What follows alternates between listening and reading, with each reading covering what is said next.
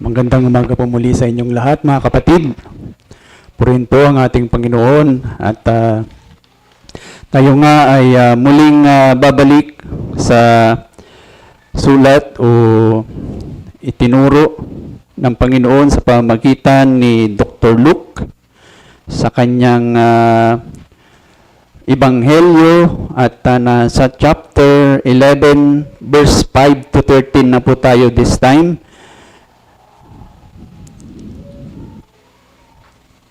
Luke 11, 5 to 13. At kung inyo pang natatandaan, sa ating mga pag-aaral, ay nakalimang linggo po tayo o nakalimang pag-aaral tayo na kumbaga nagbabad tayo doon sa itinuro ng ating Panginoon na tinatawag nating the Lord's Prayer, At ating iniisa-isa yung mga ibinigay ng ating Panginoon Jesus na nilalaman dapat ng ating panalangin sa ating paglapit sa Diyos na base doon sa request ng kanyang mga alagad, naturuan silang manalangin. At sabi nga natin ay tayo din ay kailangan talagang maturuan din, At ang unang-unang o napakahalaga na sinabi nga doon ng ating Panginoon o ipinakita ng Panginoon sa turo niya kung papaano manalangin ay ang pumunta sa salita ng Diyos o ang kunin ang salita ng Diyos bilang gabay o siyang panggagalingan ng mga nilalaman ng ating panalangin. So, doon makikita din natin na sa pananalangin sa Panginoon, doon sa 5 petitions na nakita natin base sa pagka-record ni Luke, ay makikita din natin na sa pananalangin na ito ay ang nilalaman nito ay talagang makikita natin na nasa Hebrew Bible nung panahon nila, Kasi yun lang ang available na Bible nung panahon nila. Pero syempre, kung isasama na natin, kung i-apply natin sa ating panahon ngayon, kasama na rin yung New Testament Bible na panggagalingan o pagkukuhanan natin ng gabay o ng mga nilalaman ng ating panalangin, And makikita din natin dito sa outline ng the Lord's Prayer na ito po ay outline o yung nilalaman nito ay maliwanag na ang gustong itaas o ang gustong luwalhatiin ng panalangin na ito ay walang iba kung hindi ang Diyos. Di ba? Kasi di ba yung unang nilalaman nito ay may kinalaman sa pangalan ng Diyos, Yung Diyos Ama sa langit, At yung Diyos Ama sa langit, yung pangalawang petisyon ay may kinalaman sa pagtanggap o pagpapasakop sa kaharian ng ating Diyos Ama sa langit, di ba?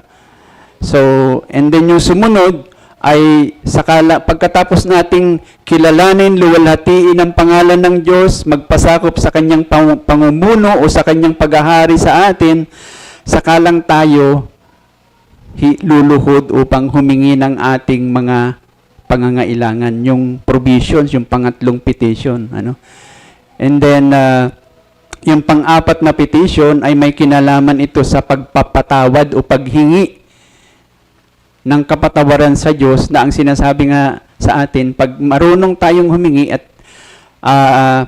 inaasahan nating tayo pinapatawad ng Diyos na siya naman talaga bilang mga nananampalataya sa Kanya, ay pinapatawad tayo. Ang sabi doon, dapat mayroon din tayong buhay na marunong ding magpatawad sa ating kapwa. And then yung panglima ay yung paghingi nga ng protection o na tayo ay ingatan ng Diyos sa gawa ng masama. Na tayo kanyang ah, ilayo hanggat maaari, o kung nandun tayo, kung tayo ay talagang natukso o nasa panahon ng pagsubok, ay ingatan tayo ng Diyos. Di ba? Yun yung panglima. At kung makikita natin dyan, sabi nga natin, lahat ng nilalaman ng petitions na yan ay walang iba kung hindi ang maitaas ang Diyos. Ano? Maitaas ang Diyos at ibigay ng Diyos yung ating pangangailangan. Dalawa lang ang nilalaman ng panalangin na yan, on the Lord's Prayer. Yung kaluwalhatian ng Diyos at katagpuin ng Diyos yung ating mga pangangailangan. Ano? So, ini-emphasize natin yung pangangailangan kasi mamaya pag-uusapan po natin yan. Ano?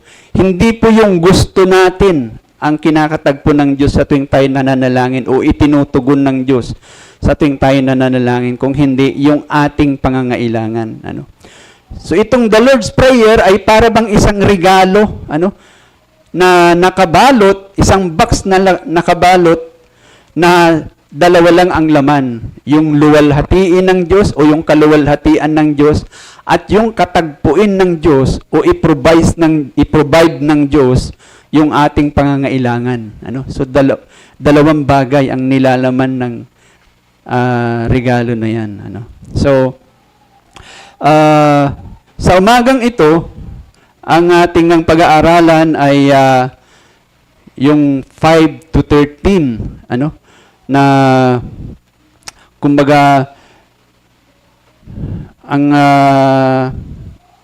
ito pagkatapos, ano, na ang ating Panginoon ay turuan sila kung papaano manalangin, ang makikita naman natin dito ay bibigyan diin ng Diyos kung bakit nga ba mahalaga sa buhay ng Kristiyano ang pananalangin. Ano? So, ayan na yung pamaraan kung paano manalangin. Ngayon, ituturo naman sa atin, bakit nga ba? Ano? Bakit nga ba nananalangin o dapat nananalangin ang isang mananampalataya? Ano? So, sa pananalangin, sabi nga natin, maliwanag na sinasabi sa atin dito na sa tuwing tayo nananalangin, niluluwalhati natin ang Diyos. Sa tuwing tayo nananalangin, lumalapit tayo sa ano tawag natin dito? Sa kabutihan ng Diyos, sa biyaya ng Diyos. Ano? Dahil alam natin na ang ating Diyos ay sobra talaga sa kabutihan. Ano? Yung sabi nga natin, amazing goodness. Ano? Nakaka-amaze, ano? Yung kanyang kabutihan, yung kanyang pag-ibig, ano? At sobra-sobra ang kanyang ibinibigay na pagpapala, ano? So, yan po ang ating Diyos na nilalapitan. Although, may mga pagkakataon, ano, na maaring hindi natin nararamdaman yan, ano? Na kahit naman nananalangin tayo, pero parang hindi naman yata mabuti ang Diyos, parang hindi naman yata ako mahal ng Diyos. Alam nyo, hindi lang naman po tayo ang nakararanas niyan. At mamaya ay mapag-uusapan pa nating mabuti yan, ano? Kasi kung isang halimbawa lang, ano, kung naalala nyo po si Moises, di ba, nung malapit na sila sa Promised Land, pinaakyat siya ng Panginoon sa Mount Nebo, ano? At natanaw niya yung Promised Land, talaga ang ganda, ano? Pero alam nyo kung ano yung nasa isip siguro ni Moises na yon, Lord, gusto ko nang pumunta. Gusto ko nang matapakan ang Promised Land. Pero alam nyo ba kung ano sinabi sa kanya ng Panginoon doon? Hindi ka makakapasok dyan. Hindi mo mararating yan. Ano? So kung ikaw si Moises, ano? Na-excited ka na, ayan na yung Promised Land, yung pangako ng Diyos, oh. Pero biglang sinabi ng Diyos, hindi ka na makakapunta dyan, hindi ka na matatanaw mo na lang, pero hindi mo maapakan, hindi ka makakaapak doon, hindi ka makakarating doon. Di ba? Maaring si Moises, nagduda siya pansamantala sa pangako ng Diyos. Ano? Pero sa maniwala tayo o sa hindi, yan po yung katotohanan tungkol sa Diyos. Na sa tuwing niluluwalhati natin ang Diyos, sa tuwing hinahanap natin ang Diyos, sa tuwing tayo ay patuloy na nananalangin at nagtitiwala sa kabutihan ng Diyos, ang ating ikabubuti naman ay ang hinahanap o ang hinahangad ng Diyos para sa atin. Okay? So, yun po yung katotohanan dyan. So,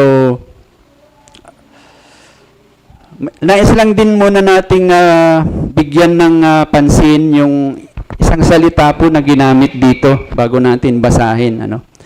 Meron po kasing, lalo na kung sa mga nagbabasa po ng English translation, yung mga English na translation ng ating Bible. Kung titingnan nyo po sa Luke 11 verse 9,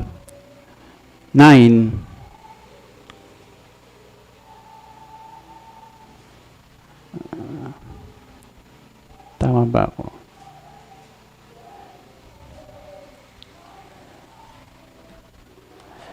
Yung salitang ginamit dito na tungkol doon sa babae, na siya ay, tungkol doon sa kaibigan na lumapit sa kanyang kaibigan, na, anyways, yung salitang ginamit kasi doon ay, siya ay, hindi nanghina, hindi siya nawalan ng loob sa kanyang paglapit, bagamat siya ay tinanggihan ng kanyang kaibigan, na sa wikang English, kung babasahin ninyo, yung salitang ginamit doon ay yung salitang impudent, impudent na ang ibig sabihin, parang ang sama ng ugali, masyadong makulit, masyadong namimilit, yun yung kahulugan nun, na, kumbaga kung makikita natin, nung kanilang kapanahunan, yung salitang impudent, o ito yung ito yung salitang galing sa Latin word na sinatawag na prudence, o pudence, Okay? Yung salitang ito ay nagtumutukoy sa pag-uugali ng isang kababaihan na siya ay mayroong mabuting kalooban. Yung modest siya. Mayroon siyang mabuting kalooban. Siya yung tao o babae na sumusunod sa tamang pakikipag-usap o tamang yung tinatawag natin na social interaction, yung modest siya, yung pino, hindi siya magaslaw, hindi siya magaspang, hindi siya makulit, sumusunod siya sa tamang pag-uugali ng pakikipagrelasyon sa kapwa,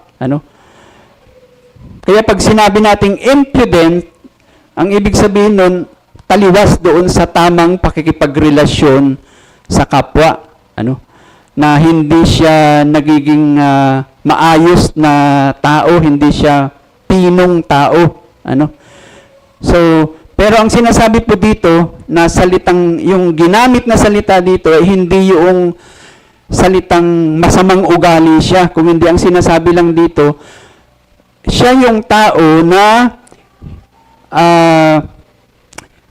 mayroong ginawa na hindi na ayon sa tamang pag-uugali ng kanilang kapanahunan, lalong-lalo na nung panahon ng Biblia.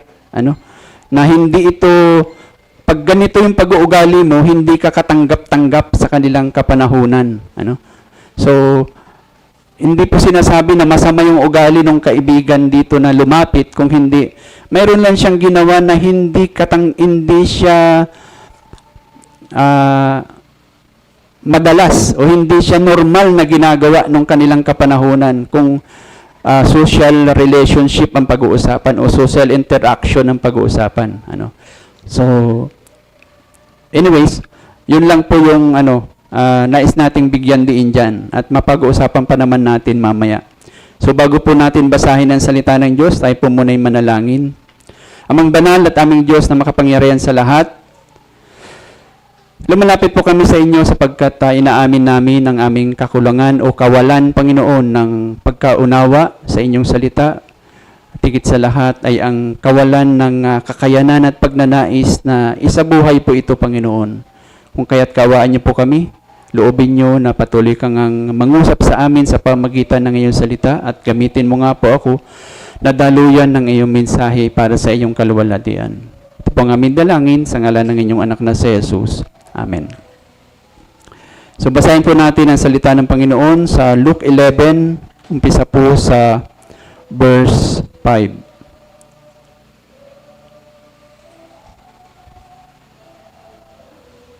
Ito po ang salita ng Panginoon. Sinabi niya sa kanila, "Sino sa inyo ang mayroong kaibigan at kayo'y pumunta sa kanya ng hating gabi at magsabi sa kanya, 'Kaibigan, peramin mo ako ng 3 tinapay, sapagkat dumating ang isa kong kaibigan mula sa isang paglalakbay at wala akong maihain sa kanya.' At siyang nasa loob ay sasagot, 'Huwag mo akong abalahin, nakasara na ang pinto, nasa higaan na kami ng aking mga anak. Hindi ako makakabangon upang bigyan ka ng anuman. Sinasabi ko sa inyo, bagamat hindi siya bumangon at magbigay sa kanya ng anuman dahil siya ay kanyang kaibigan, ngunit dahil sa kanyang pamimilit," ito po yung salitang sinabi ko kanina, "siya'y babangon at ibibigay ang anumang kailangan niya. At sinasabi ko sa inyo, humingi kayo at kayo'y bibigyan. Humanap kayo at kayo'y makakakita. Tumuktok kayo at kayo'y pagbubuksan. Sapagkat ang bawat humihingi ay tumatanggap at ang humahanap ay nakakatagpo at ang tumutuktok ay pinagbubuksan. Mayroon ba sa inyong isang ama na kung humingi ang kanyang anak ng isda ay ahas ang ibibigay sa halip na isda? O kung siya'y humingi ng itlog, bibigyan kaya niya ng alakdan? Kung kayo nga na masasama ay marunong magbigay ng mabubuting kaloob sa inyong mga anak, gaano pa kaya ang inyong Ama na nasa langit na magbibigay ng Espiritu Santo sa mga humihingi sa Kanya. Purino po ang Panginoon sa pagkabasa ng Kanyang salita. Nawa siya nga ang patuloy na magtanim at pabungan nito sa ating mga puso't isipan. So dito nga makikita natin na pagkatapos ang Panginoon ay nagturo sa kanyang mga alagad kung paano manalangin, nagbigay siya ng outline o ng mga kung ano yung mga dapat na nilalaman ng mga panalangin na inilalapit natin sa Diyos, At dito naman sa binasa natin ay makikita natin na itinuturo ng Panginoon o ituturo ng Panginoon sa kanyang mga alagad at sa atin din naman ang kahalagahan, ang importansya. Bakit nga ba? Nagtanong ba kayo minsan sa isipan niyo, bakit nga ba nananalangin? Bakit nga ba kailangan manalangin? So dito yung makikita natin ngayon, na kung ano nga ba ang kahalagahan ng pananalangin. Although sabi nga natin, sa mga talatang ating binasa, bukod sa pag-uusapan natin ngayon, marami pang mga bagay, mahalagang bagay na pwede rin nating bigyan daan, pero hindi muna natin ito mapag-uusapan. Tulad halimbawa ng sinabi dito sa verse 13, di ba? Sabi dito, kung kayo nga na masasama, dito pa lang sa isang maikling pango sa pananalita na ito, makikita natin ang isang napakahalagang doktrina o katuruan na pwede nating pag-usapan, pero hindi muna natin pag-uusapan ngayon. At ano yon? Yung tinatawag nating total depravity o yung pagiging makasalanan ng tao. Na alam nyo, itong katuruan na ito, sabi nga natin, mahalaga din, napakahalaga din ito. Kaya lang marami na po mga churches na hindi na itinuturo ito. Yung tungkol sa pagiging makasalanan ng tao. Ito'y mas ayaw pag-usapan. Pero nasa Biblia po yan at napakaliwanag po na itinuturo ng Biblia ang tungkol sa pagiging makasalanan ng tao. Ano? Pero ang pag-uusapan nga natin ngayon ay 3 bagay. Ano? Una, tinuturo sa atin dito ng Panginoon na tayo bilang mananampalataya ay dapat talaga na lumalapit sa Panginoon at nagmamakaawa. Ano? Lumalapit sa Panginoon sa pananalangin at magmakaawa sa Kanyang harapan. Ano? Yun yung una. Ang pangalawa, sinasabi sa atin dito ng Panginoon na bilang mananampalataya, hindi dapat tayo tumitigil sa pananalangin. Yung katulad nga ng sinabi ni Apostol Pablo, di ba? Prayer without ceasing. Ano? Na kung dumating man sa buhay mo na napagod ka at tumigil ka sa pananalangin, ang sinasabi dito ng Panginoon, mag-umpisa ka muli na manalangin. Ano? And then ang pangatlo, at dito medyo magigising kayo. Sinasabi dito ng Panginoon na ang lahat ng panalangin ng isang mananampalataya, ang sagot ay yes. So mamaya, bago kayo mag-react ng sobra, pakinggan niyo muna kung bakit sinabi natin na yes ang lahat ng sagot sa panalangin. Okay? So unahin muna natin yung isa. Ano? Yung sinasabi ng Panginoon na bilang Kristiyano, bilang mga nananampalataya sa Panginoon, dapat tayo ay nagmamakaawa o nagpapakumbaba sa Kanya sa tuwing tayo'y mananalangin. Ano? Yung tayo ay lalapit ng may pagpapakumbaba, ng may paghingi ng awa o upang magmakaawa sa harapan ng Panginoon. Ano? Naalala niyo ba yung isa pang halimbawa nito? Sa Luke, mapapag-aralan din natin yan later on sa Luke chapter 18. Umpisa sa verse 1 hanggang sa sumunod. Yung balo na lumapit sa hukom o sa judge. Ano? Na ang sabi doon, yung balo ay talagang hindi tumigil. Kinulit niya ng kinulit yung judge, di ba? Hindi niya tinigilan hanggat hindi ibinibigay yung hinihingi niyang hustisya. Ano? Kung sabi nga sa English, she basically begged him to death. Ano? Nagmakaawa siya. Hindi niya tinantanan. Ano? Kung maaring ang picture nito, ano, yung lawyer sa tuwing lalabas siya ng kanyang bahay, inaabangan siya ng ng babae at kinukulit. Bigyan mo ako ng hustisya. Ano? O baka sinusundan pa niya hanggang sa trabaho. At pagka lumabas na naman sa trabaho, gano'n na naman ang ginagawa. Ano, gano'n kakulit ang picture ng babae sa paghingi. And doon, kung makikita ninyo doon, yung verse 1 pa lang, siguro tingnan natin yon kung bakit ibinigay ng Panginoon itong larawan na ito, o itong kwento na ito, may dahilan. Ano?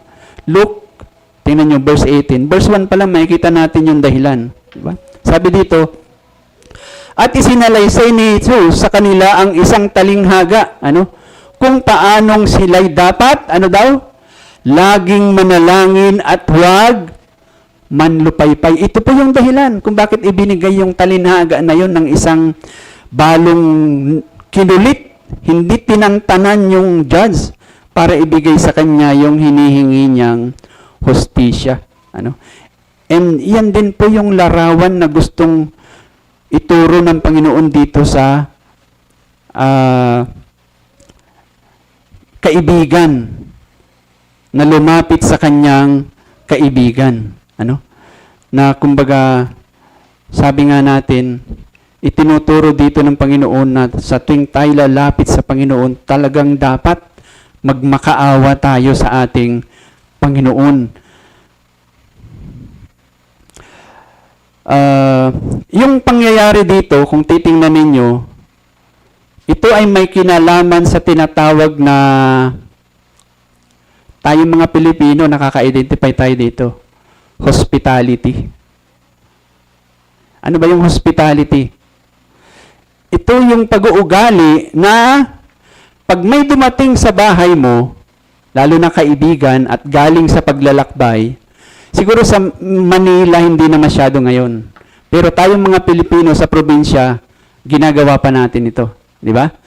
Pag may dumating sa bahay mo, na galing sa malayong lugar, kakilala mo, o minsan nga kahit hindi kakilala eh. Basta nakisilong sa bahay mo eh. Nakitulog kasi gabi na. Anong gagawin mo? Aba, hindi mo basta pababayaan yun. Pakakainin mo. Sabi nga sa mga Pilipino, di ba? Pagka may bisita, yung mga plato na hindi ginagamit, inilalabas. Aalagaan ng mabuti yung bisita. Ganun tayo ka-hospitable. Maasikaso. Mapagbigay. And ganun po yung picture na ipinapakita dito. Lalo na nung kanilang kapanahunan, wala pang mabibilang mga 7-Eleven, Jollibee, McDonald's. Wala kang madadaan ng ganun noon.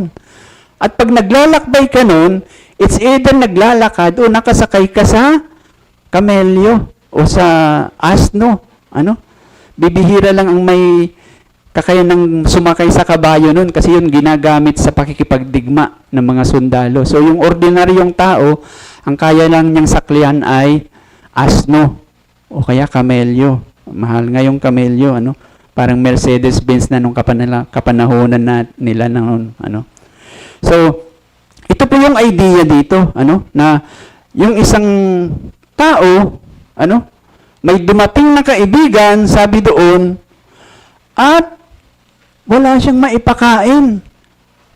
So, nung binabasa ito, yung unang mga Hudyo na nakabasa nito, sa kanilang lugar, nung kanilang kapanahunan, nung nabasa nila ito, na ganito yung nangyari,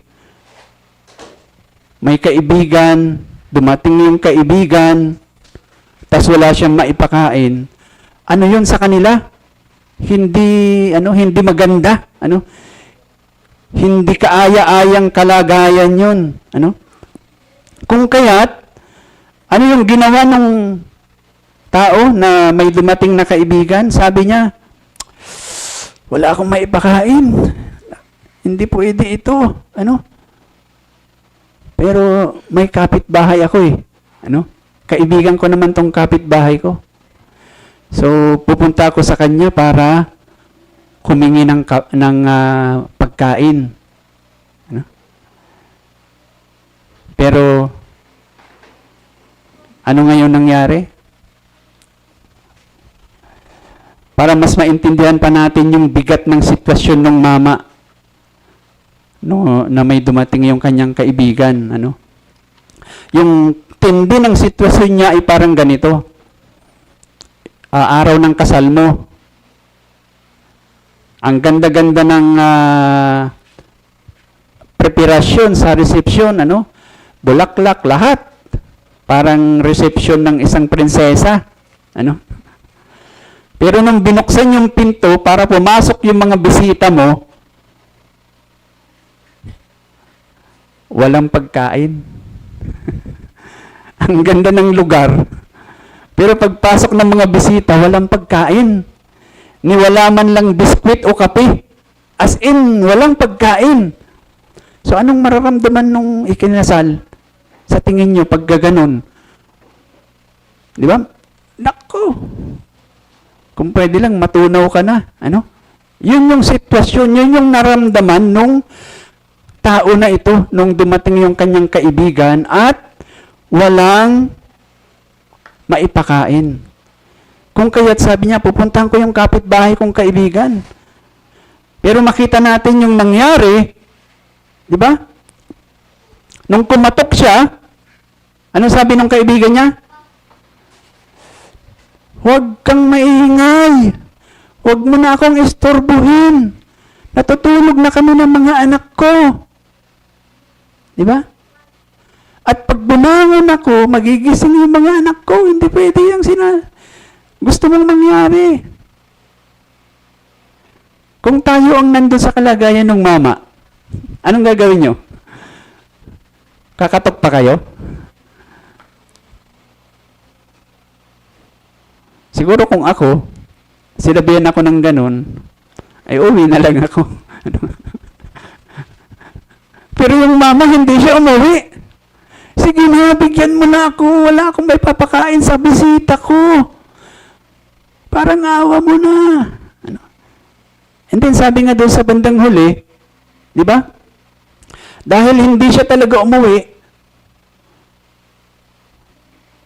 sige na nga, sabi.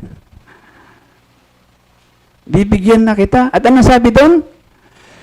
Binigyan siya, hindi dahil siya ay kaibigan niya. Nakita nyo? Kundi binigyan siya dahil nangulit siya. Dahil hindi siya umayaw sa pagkatok, hindi siya umayaw sa paghingi, hindi siya nanghina. Itinuloy niya yung paghingi niya doon sa kanyang kaibigan. Ito ngayon yung tanong. Anong gustong ituro ng Panginoon dyan? Kung babalikan natin o kung titingnan natin, yung konteksto nito nasa verse 13. Na ano sabi ng Panginoon? Sa verse 13, kung kayo nga na masasama ay marunong kayong magbigay. Yan yung konteksto niyan. Parang ang gustong sabihin dito ng Panginoon,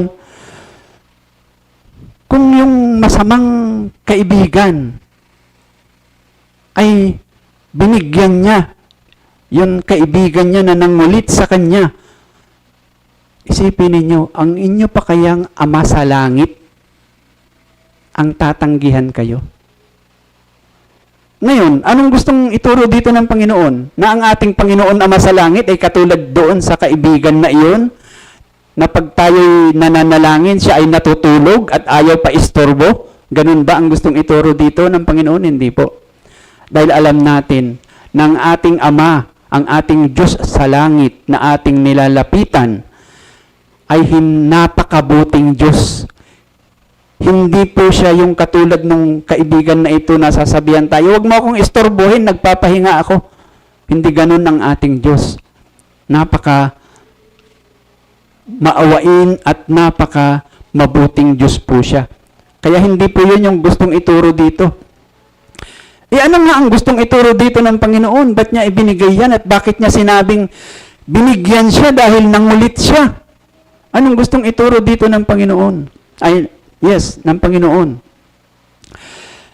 Ang gusto pong ituro dito ng Panginoon, mga kapatid, ito pakinggan nyo. Gustong ituro sa atin ng Panginoon na tayo bilang mananampalataya ay lagi dapat na nagmamakaawa sa Diyos sa ating pananalangin. Bakit nga ba kailangan nating magmakaawa sa Panginoon at huwag tayong manghinawang lumapit sa Kanya? Mga kapatid, pakinggan nyo. Kasi mayroon po tayong kondisyon. Tayong mga nananampalataya sa Panginoon ay dapat lagi talaga na magmamakaawa sa Panginoon. Bakit?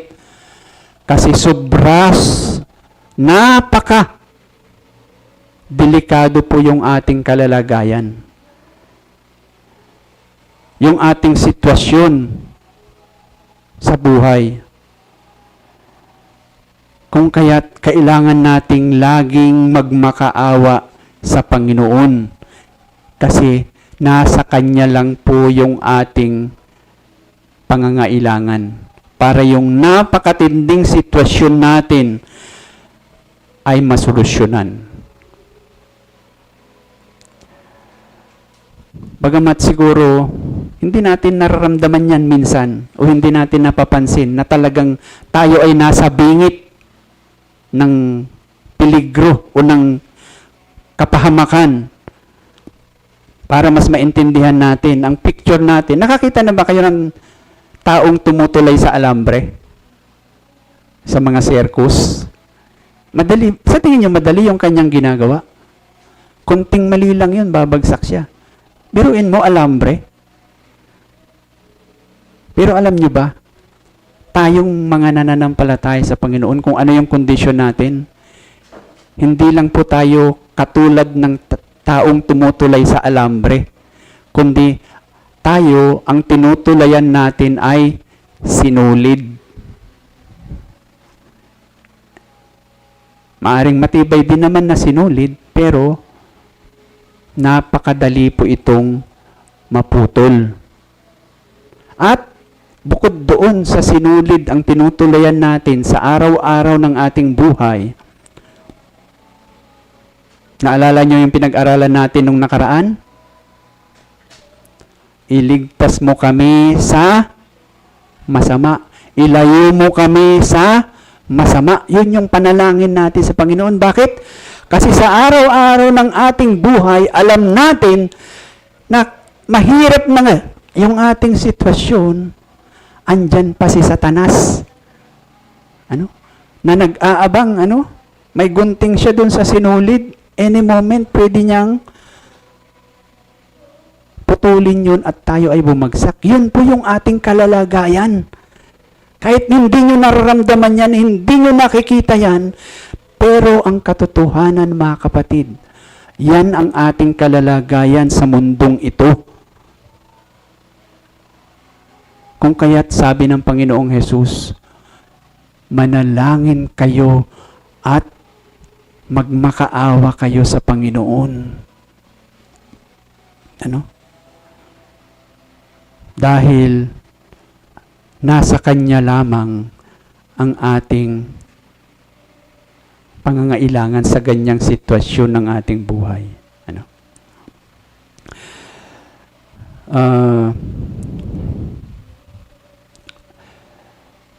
Maniwala kayo o sa hindi, yung inyong pangangailangan ay mas higit kaysa iniisip nyo na kailangan ninyo. Madalas, tayong mga mananampalataya, lalo na kung panalangin ang pag-uusapan, total malapit na ang Father's Day at natapos na ang Mother's Day. Pag Mother's Day o Father's Day, pag tinatanong ng mga anak, yung mga magulang nila, ano pong gusto nyo ngayong Mother's Day o anong gusto nyo ngayong Father's Day?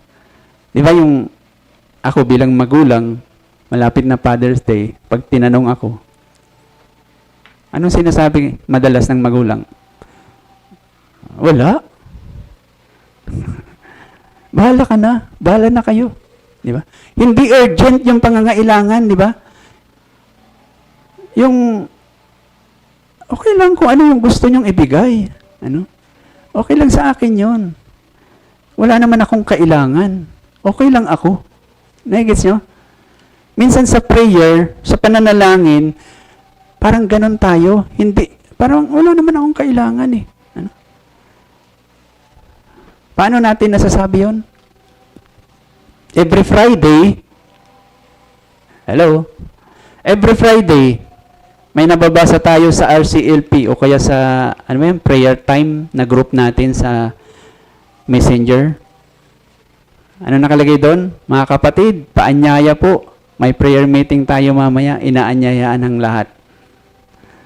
Pero makikita nyo yung ating picture sa prayer meeting natin. Ilan po yung umaaten? Ako nananalangin, na sana dumating yung araw na yung prayer meeting natin ganito din kadami. At sana dumating yung araw na hindi na po prayer meeting yung ginagawa natin pag Friday. Kung hindi, prayer service. Napakaganda po nun. Pero bakit nga ba ganun ang tao o ang Kristiyano? Prayer meeting, okay lang yan. Bakit? Kasi sa isip ng tao o ng maraming mga mananampalataya na ang iniisip nila, wala naman ako masyadong kailangang hingin sa Panginoon. Ano? Kasi ito aminin nyo o hindi, nagkakaroon lang tayo ng sobrang pagnanais na manalangin pagka nararamdaman natin yung pangangailangan. Tama? Di ba? Pag mayroong masakit o mayroong sakit na talagang, hindi mo alam paano malalagpasan yung sakit na yan. Pag mayroong problema na yung sinasabi ng iba, parang nadaganan ka na ng mundo, pinagsaklubang ka na ng langit at lupa. Pag yun ang pakiramdam mo, ay talaga, Panginoon, magkukumahog kang lumapit sa Panginoon. Pero sa araw-araw ng ating buhay, feeling natin parang yung Mother o Father's Day, wala naman akong kailangan. Bahala na kayo. Di ba? Bahala ka na, Lord. Total, alam mo naman ang pangailangan ko, bahala ka na. Pero ikaw, wala kang urgency na, wala kayong sobrang pagnanais na lumapit sa Panginoon at magpakumbaba kasi mayroon kang pangangailangan na sa Diyos lang o ang Diyos lang ang makapagbibigay. Ano? Yun po yung sitwasyon dito nung lalaki na lumapit sa kanyang kaibigan. Ganun katindi yung kanyang pangailangan. Yun yung gustong maunawaan natin na gustong ituro ng Panginoon na tayo, sobra talaga yung pangangailangan natin at sa Diyos lang natin ito makukuha. Ang Diyos lang ang makapagbibigay nito. Kaya dapat na magmakaawa tayo lagi sa Panginoon. Dapat na lumapit tayo ng may pagpapakumbaba at huwag tayong manghinawa sa paglapit sa Panginoon.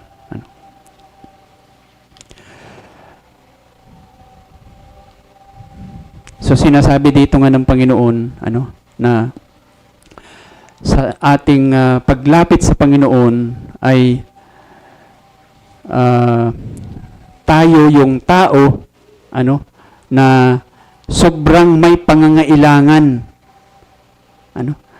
Kung kaya't kailangan nating magmakaawa sa Panginoon dahil siya lamang yung makakapagbigay ng pangangailangan na yan. Hindi po kayang ibigay yan ng mundo o ng sino mang tao. Siya lamang. Pangalawa, sabi nga natin, yung isang itinuturo dito ay yung tao ay hindi siya talaga tumigil. Hindi siya, ano tawag natin dito? Talagang sobra yung kanyang pamimilit. Hindi siya nahiya, hindi siya natakot, o hindi siya nanlupaypay. Talagang nagtuloy-tuloy siya sa pagkatok. And then, sa susunod na talata, kung makikita natin, sinasabi din dito na kailangan talagang ganun ang gawin natin sa pananalangin. Diba? Ano sabi dito? Sa verse 9, sinasabi ko sa inyo, humingi kayo, humanap kayo, tumuktok kayo. Sa English grammar, ang tawag daw dito ay present imperative. Na ang ibig sabihin, mayroon siyang progression, kumbaga sa hagdan, di ba? Paakyat, o kumbaga sa determinasyon, di ba? Yung una, nagtatanong lang di ba? Pero nung sumunod na, naghahanap na siya, di ba? And then yung pangatlo na, di ba? Nagkumakatok na siya, mayroon siyang degree, di ba? Parang may kausap ka, nakita niyo po yung anak ko, tapos pupunta ka na doon sa bahay o kung saan man para hanapin na yung anak mo. Hindi ka na lang basta nagtatanong. Di ba? And then, pupuntahan mo na yung mga bahay-bahay. Nakita niyo ba yung anak ko? Kakatukin mo na sila isa-isa. Di ba? Yun yung sinasabi dyan. Ano? Mayroon siyang degree ng kalalagayan. Ngayon, ano bang gustong sabihin dito ng Panginoon? Bakit kailangang persistent tayo? Bakit kailangang para bang nagpupumilit o kailangang tuloy-tuloy? Ano? Bakit hindi pwedeng naghanap lang? Wala eh. Di, okay na, uwi na ako. Wala eh. Hindi. Nagtanong pa. Nagkumuktok pa. Ano? Bakit? Bakit kailangan ganun? Anong gustong ituro dito ng Panginoon?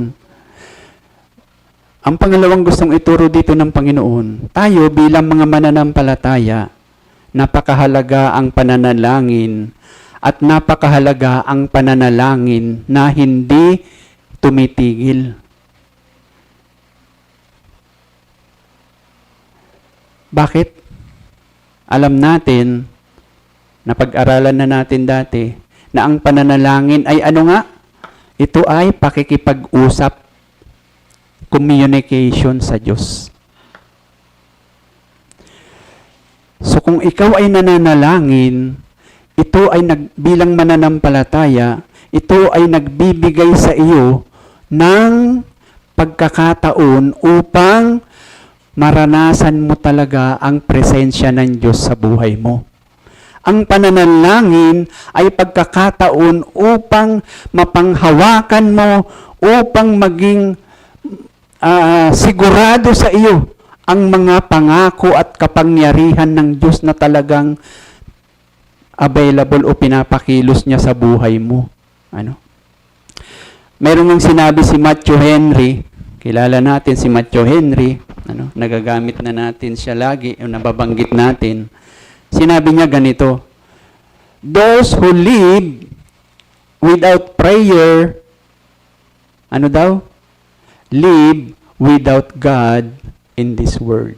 Ang mga Kristiyano na namumuhay pero walang panalangin o buhay panalangin sa kanilang buhay, sila ay nabubuhay na wala ang Diyos sa mundong ito. Ha?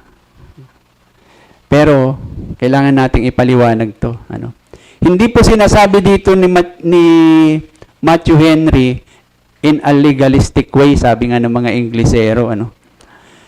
Na hindi niya ibig sabihin dito na kung ikaw ay hindi bumabangon ng madaling araw upang manalangin o mag-devotion, huwag mo nang asahang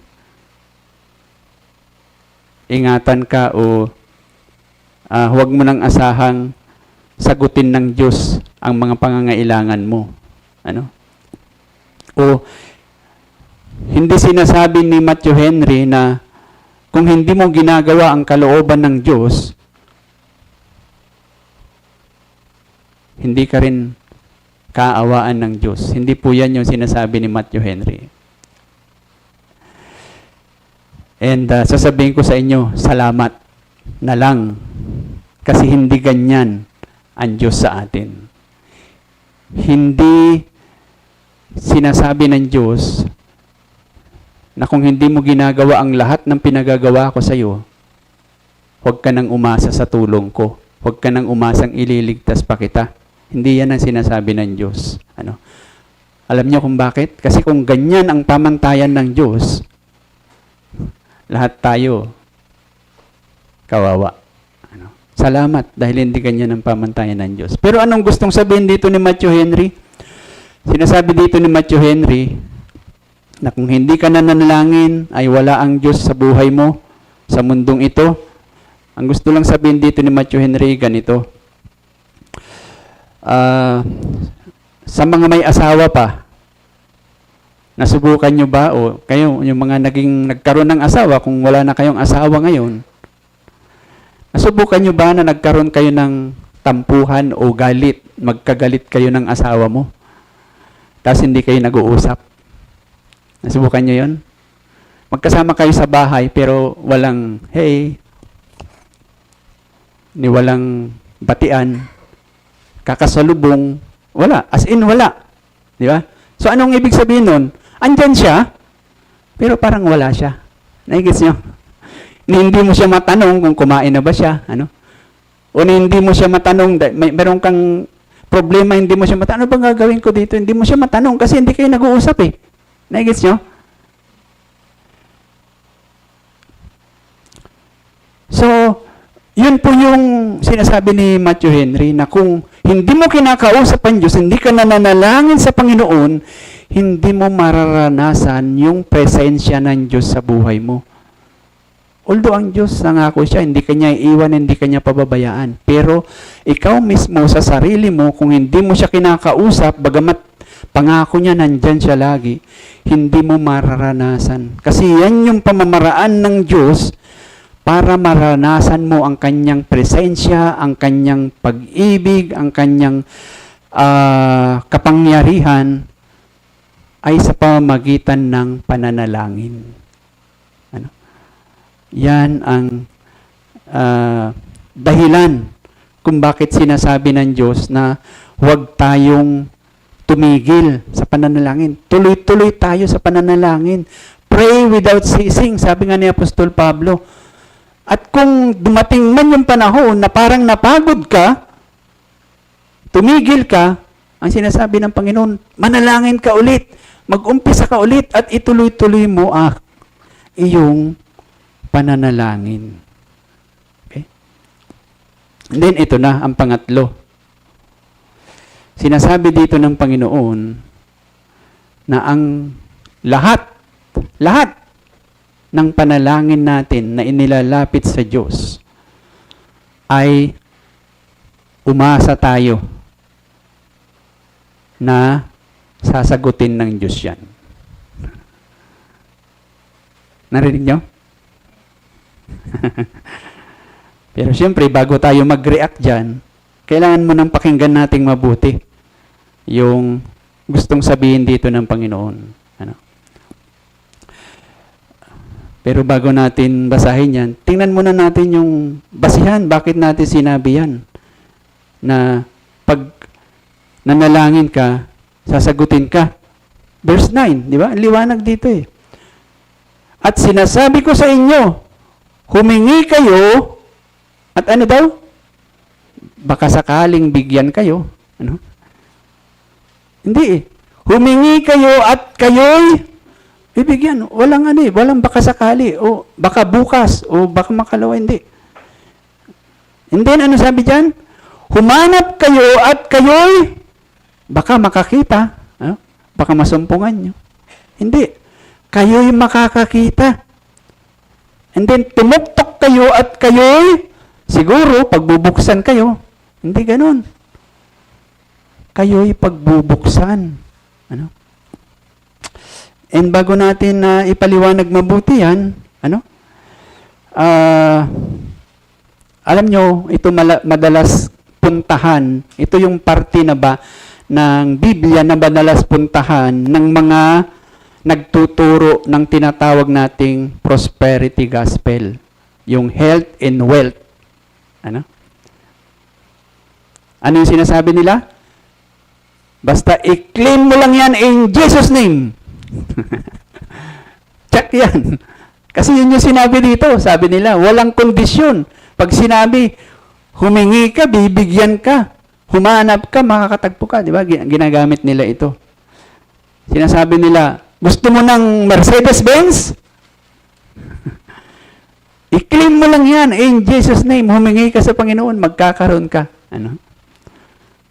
Meron ng kwento na meron daw tao ng gano'n, naniwala, humingi siya in Jesus' name. Tapos next Sunday, bumalik siya sa pastor niya. Pastor, humingi ako eh. Sinabi mo in Jesus' name. Clean ko. Mercedes-Benz. Wala. Walang dumating. Ni gulong, wala. Ano sabi sa kanya ng pastor niya na nagtuturo ng ganitong prosperity gospel? Sabi ng pastor niya, kapatid, maliit pa kasi ang iyong pananampalataya. Kulang ang pananampalataya mo, kaya hindi mo natanggap. Kung sana, Sapat ang pananampalataya mo, matatanggap mo yan. Mga kapatid, hindi po yan ang tinuturo dito. Hindi po yun. Okay. Ano ang itinuturo dito ng Panginoon? O bakit natin nasabi na ang lahat ng panalangin natin ay tinutugon ng Diyos? Walang hindi tutugunin ng Diyos. Kaya pag nanalangin ka, mag-expect ka talaga ng katugunan sa Diyos. Ito pakinggan nyo mga kapatid. Ito po ang sinasabi nating dahilan kung bakit may tugon lagi ang Diyos sa ating mga panalangin. Sa verse 13. Ano nga sabi dito? Kung kayo nga na masasama ay marunong magbigay ng mabuting kaloob sa inyong mga anak, gaano pa kaya ang inyong Ama sa langit, di ba? Na magbibigay ng Espiritu Santo. Una sa lahat, ang sinasabi po dito mga kapatid, ang basihan kung bakit sinasabi natin na ang tugon ng Diyos sa lahat ng panalangin natin ay, o ang Diyos ay tumutugon sa lahat ng ating mga panalangin, ay sa dahilang ang ating nilalapitan ay ang ating Diyos Ama sa langit. Na ano nga ba ang ating Diyos Ama sa langit? Labis ang kanyang pagmamahal. Ano nga ba ang ginawa ng ating Diyos Ama sa langit? Ibinigay niya ang kanyang bugtong na anak. Di ba sabi nga sa Roma, kung nagawa nga niya yun yung kaisa-isang anak niya, ibinigay niya. Yung pang ibang mga bagay na pangangailangan mo, ang hindi niya ibibigay, tatanggihan ba niya yun? So ang picture dito, kaya nakakasiguro tayo na tutugon ang Diyos sa ating mga panalangin dahil ang picture ay Ama. Nasabi nga, kung yung amang ang makasalanan di ba? Yung amang makasalanan, ano yung picture? Yung anak, humingi ng isda. Makasalanan yan, Bibigyan ba niya ng ahas? Yung anak niya na humingi ng isda? Di ba hindi? Sabi ng Panginoon. Kung humingi ng itlog, bibigyan ba niya ng alakdan? Di ba hindi? Makasalanan yan Pero nagagawa niya yon. Nagbibigay siya ng mabuting kaloob sa kanyang anak. Yung pang-ama mo sa langit, na banal, na nasobra sa kabutihan, ang hindi gagawin yan. Okay? So, Ama ang pinag-uusapan dito na Ama sa langit.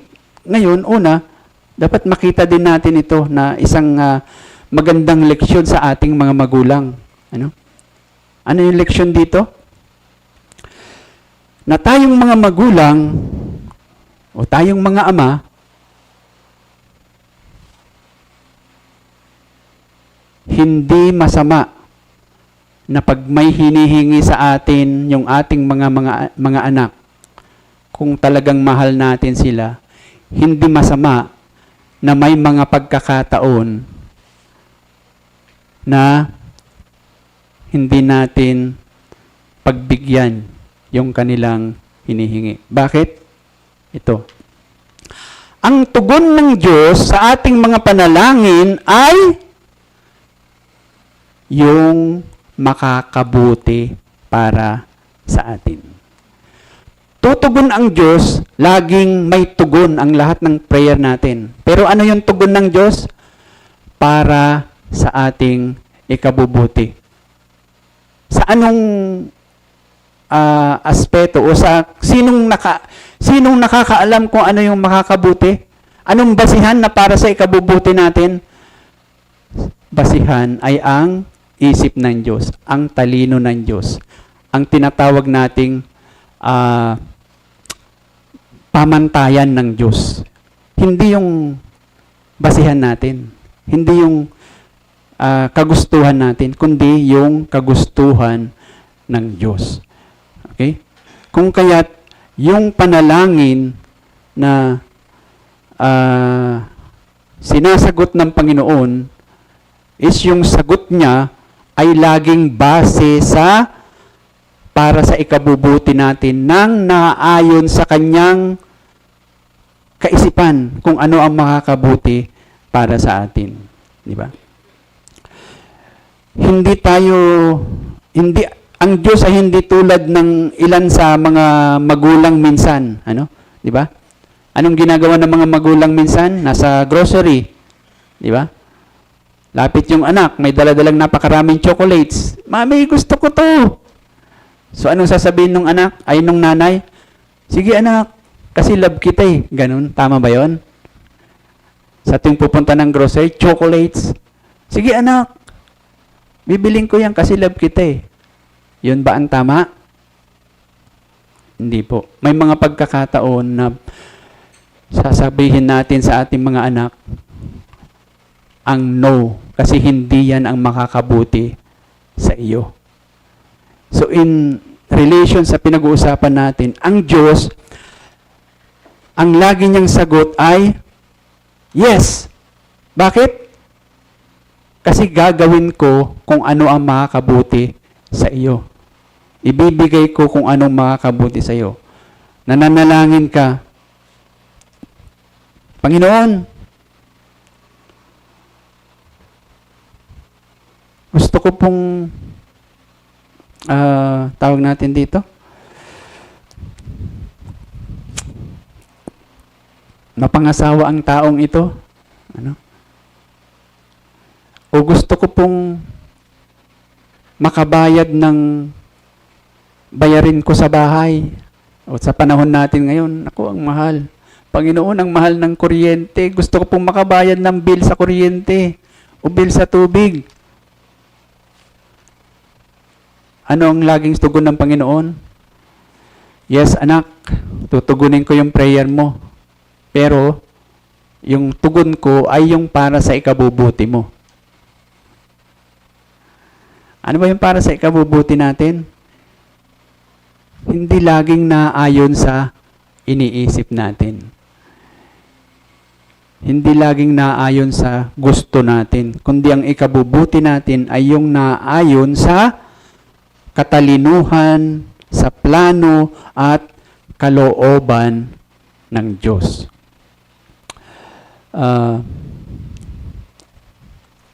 Mayroong isang nagsabi na sabi niya, ang Diyos ay tumutugon sa ating panalangin kung yung panalangin lang sana natin ay yung panalangin na nasa ayon sa kalooban ng Diyos. Ano? Marami tayong mga panalangin na akala natin makakabuti para sa atin. Pero, ang Diyos ang nakakaalam talaga kung anong makakabuti para sa atin. Naalala niyo pa si Joseph na tinatawag na Joseph the Dreamer? Kung alam ninyo ang kwento niya sa Genesis, especially kung mabasa ninyo Genesis chapter 37, nung si Joseph ay nag-umpisa ng magkwento ng kanyang mga panaginip, na sinasabi niya, ako ang magiging, dun sa mga panaginip niya, ipinapakita doon na siya yung, tawag nito? Magiging mas mataas sa kanilang lahat, pati sa kanyang tatay, mas magiging mataas siya. Ano ang nangyari? Nagalit ng sobra yung kanyang mga kapatid. At marahil, hindi na lang sinabi doon, pero kung ikaw napapansin mo, ang lahat ng mga kapatid mo, pati tatay mo, dahil nagkwento ka ng panaginip mong ganun, ay hindi ka na kinakausap, galit na sa'yo, anong gagawin mo bilang Kristiyano? Di ba mananalangin ka? Marahil si Joseph nanalangin siya, Panginoon, ibalik mo po nawa yung aming maayos na relasyon sa pamilya. Di ba? Panginoon, sana maging maayos muli yung aming mag-uusap na kami ulit, magmamahalan na sana kami ulit. Maaring yun yung naging panalangin niya. Pero ano nangyari sa buhay ni Joseph? Tinangka siyang patayin ng kanyang mga kapatid hanggang sa ihulog siya sa balon, hanggang sa ibenta siya, nakarating siya sa Egypt, hanggang may naging amo siya doon. Di ba? Nagustuhan siya ng kanyang among babae, pinagbintangan siya kung ano-ano, nakulong siya. Ano? At napakarami pang mga masasakit o nakakatakot na mahirap na pangyayari sa buhay ni Joseph. Ano? Pero alam natin kung ano nangyari sa Genesis chapter 50. Ano nangyari doon? Sabi doon, dumating yung kanyang mga kapatid, pati yung kanyang tatay, at ano nangyari? Nagyakapan sila, nag-iyakan. Ibig sabihin, ibinalik ng Diyos yung pagmamahalan sa pamilya. Pero paano ibinalik ng Diyos? Sa tingin nyo, nung nanalangin si Joseph, Panginoon, galit na sa akin yung mga kapatid ko, pati yung tatay ko. Ibalik mo naman yung pagmamahalan namin sa pamilya. Sa tingin nyo, inisip ni Joseph yun? Ganito po ang mangyari, Panginoon, ibenta ako ng aking mga kapatid. Dalhin ako sa Egypt. Wala sa isip ni Joseph yun. Basta ang iniisip ni Joseph, umayos yung pamilya niya. Pero ano yung ginawa ng Diyos na pamamaraan? Wala sa isip ni Joseph yung ginawa ng Diyos na pamamaraan para maibalik yung pagmamahalan sa pamilya. At hindi madali. Ano? Hindi madali yung paraan na ginawa ng Diyos. Ano? Kilala nyo si Job. Ano yung sinasabi tungkol kay Job? Madalas siyang nagpupunta sa templo para manalangin sa Diyos, magmakaawa sa Diyos para sa kanyang mga anak na sila ay malayo sa pagkakasala kasi mahilig mag-party-party yung kanyang mga anak. Pero anong ginawa ng Diyos sa kanyang mga anak? Namatay lahat. Ano?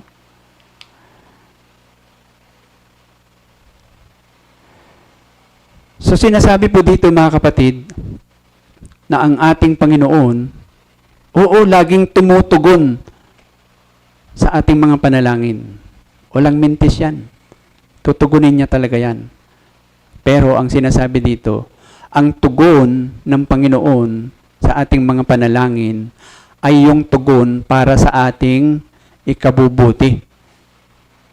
At anong basihan yan? Sabi dito sa verse 13, gaano pa kaya ang inyong Ama sa langit na ano daw? Na magbibigay ng kanyang espiritu sa mga humihingi sa kanya. Alam natin na si Luke ay madalas banggitin ang espiritu sa kanyang mga sulat. Di ba? At ano yung espiritu para kay Luke? Ano yung itinuturo ni Luke tungkol sa banal na espiritu? Ang banal na espiritu ay ano? Ang kapuspusan o katuparan ng pangako ng Diyos. At yung unang pangako ng Diyos ay maalala natin, ipinangako niya ito kay Abraham. Anong pangako ng Diyos kay Abraham? Pagpapalain kita at magiging pagpapala ka rin sa lahat ng bansa. Iingatan kita, hindi kita pababayaan, pagpapalain kita. At sinasabi nga ni Luke dito, kung nasusundan natin yung kanyang pagbanggit ng banal na espiritu sa kanyang mga pagtuturo, yung Book of Acts, sabi nga natin, Luke, Acts, yan po ay parehong sulat ni Lucas. Yung unang Luke is gospel, tapos sumunod, karugtong, kumbaga sa mga palabas, sequel, ng kanyang sulat na Luke, karugtong yung Lucas. At ano makikita natin sa Lucas? Nagtuturo din siya tungkol sa Espiritu. Di ba? Doon nangyari yung Day of Pentecost. Di ba? Sa Luke chapter 1, itinuro niya na ang Panginoong Hesus ay nangako na ibabalik o pagkakalooban ng kanyang mga alagad ng Espiritu. Aalis siya pero babalik ang banal na espiritu. At nangyari iyon sa Luke chapter 2. Di ba? At yun ay basta makikita natin yung pagbanggit ni Lucas sa banal na espiritu, ang sinasabi dito, ang banal na espiritu ay ang katiyakan ng pagtupad ng Diyos sa kanyang pangako. Pangako na ano? Ng pagpapala, ng pag-iingat, ng lahat ng pangangailangan natin na ating kailangan sa buhay upang makapamuhay para sa kaluwalhatian ng Diyos. Ano? So, yan yung sinabi dito. Hindi niya ipagkakait ang banal na espiritu sa mga lumalapit at nananalangin lumalapit sa Kanya. Ano? Na ang sinasabi dito, bilang mananampalataya, sa tuwing lumalapit tayo sa Panginoon, talagang may tugon ang Panginoon. At ano yung tugon ng Panginoon? Tutuparin ko ang aking pangako mula pa kay Abraham na ibibigay ko sa iyo ang banal na espiritu. Para saan? Para ibigay sa iyo ang lahat ng iyong pangangailangan. Para ibigay sa iyo ang lahat ng iyong ng solusyon sa talagang problema sa buhay. Ano ba yung talagang problema sa buhay? Kasalanan. Resulta ng kasalanan. Yan yung talagang pangangailangan na sinusolusyonan ng Diyos. Ano?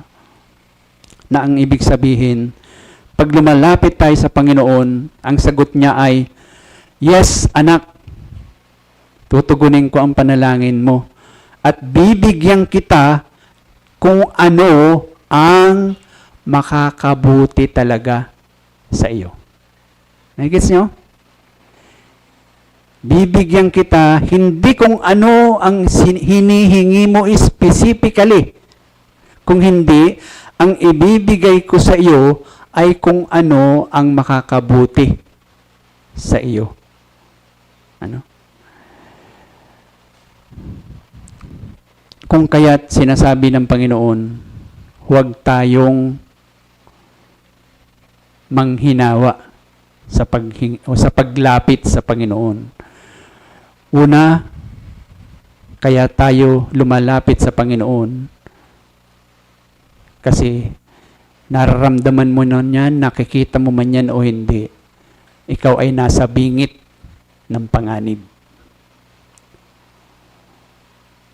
Matindi ang iyong pangangailangan. Pangalawa, kaya tayo dapat lumalapit, una nanalangin lagi para maranasan natin ang presensya ng Diyos ay talagang nandyan. Para maranasan natin ang Kanyang kapangyarihan. Para maranasan natin ang Kanyang sobra-sobrang biyaya.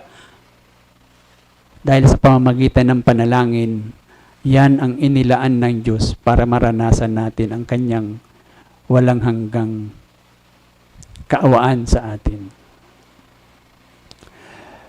At ang sinasabi nga dito, pangatlo, yung ating pananalangin ay laging tinutugon ng Diyos base sa Kanyang mabuting layunin para sa atin. Ano? Sang-ayon nga rin sa sinabi ng 1 John 5 verse 14, di ba? Na kung tayo'y nananalangin ayon sa kalooban ng Diyos, anong maasahan natin? Sigurado ang tugon ng Diyos sa ating panalangin. Dahil ang tugon niya sa ating panalangin ay ayon sa Kanyang mabuting kalooban. Ayon sa Kanyang mabuting layunin para sa atin. So sinasabi ngayon sa atin ng Panginoon, kung ikaw ay nananalangin at napagod ka na, di ba? Kasi sa totoo lang, aminin nyo o sa hindi, Maraming pagkakataon sa buhay natin. Bakit tayo tumitigil sa pananalangin? Kasi yung hinihingi ko parang hindi binibigay eh. Parang hindi ako pinapakinggan eh. Di ba? Lord, pagalingin mo na ako pero parang mas lalong sumasakit eh. Di ba? Lord, alisin mo na po. Eh, parang lalo pang dumadami. Di ba? Yun nga iba nga sinasabi nila. Ayaw ko nang manalangin ng patience. Kasi pag nananalangin ako ng pasensya, parang dumadami yung mga problema na pag kailangan kong pagpasensyahan. Di ba? Kaya tumitigil sa pananalangin, hindi po. Kung tumigil ka man sa panalangin dahil inakala mo na parang hindi yata tinutugon yung panalangin mo, kaya napagod ka na, tumigil ka na, ang sinasabi ng Panginoon, mag-umpisa ka ulit. Manalangin ka muli. Ano? At sa pananalangin, ay sabi nga natin, mag-expect ka na tutugon ang Diyos. Pero, mag-expect ka na ang tugon ng Diyos ay para sa ikabubuti mo talaga. At hindi naayon sa kung ano ang iniisip mo na dapat mangyari sa buhay mo. Tayo ba'y manalangin? O aming Panginoon, salamat nga po muli sapagkat Ikaw ang aming Diyos na matapat. Ikaw ang aming Diyos na labis na nagmamahal sa amin. Kung kaya't kaawaan mo nga kami, Panginoon, na tunay nga pong maging matamis nawa para sa amin ang pananalangin. Na ito ay maging napaka sarap, napaka pinakagusto sana ng aming buhay bilang mananampalataya sa araw-araw. Na hangarin namin laging sama-sama bilang magkakapatid o kahit sa aming mga personal na buhay ay tunay ngang manalangin nawa kami ng walang patid. Kaawaan mo kami, Ama, sapagkat alam nyo nga po ang aming mga kahinaan. Alam nyo po na madalas ay nakakaligtaan namin ito dahil akala namin ay okay lang naman kami, wala kaming pangangailangan. Pero Panginoon, turuan mo kami. Ipakita mo sa amin ang katotohanan na kailangan namin magmakaawa sa inyo sapagkat hindi madali ang mabuhay bilang isang mananampalataya. Hindi madali ang sumunod sa inyong kalooban. Hindi madali ang tumanggi sa tukso at lalong hindi madali pagka kami ay dumadanas ng pagsubok. Kung kaya't matutunawa kami, Panginoon, na laging magmakaawa, na hindi tumigil sa pananalangin, kung hindi patuloy kaming manalangin at patuloy kaming umasa na kayo ang aming Diyos na tumutugon ng naayon sa inyong labis na pagmamahal sa amin. Ito ang aming dalangin sa ngalan ng inyong anak na si Jesus. Amen.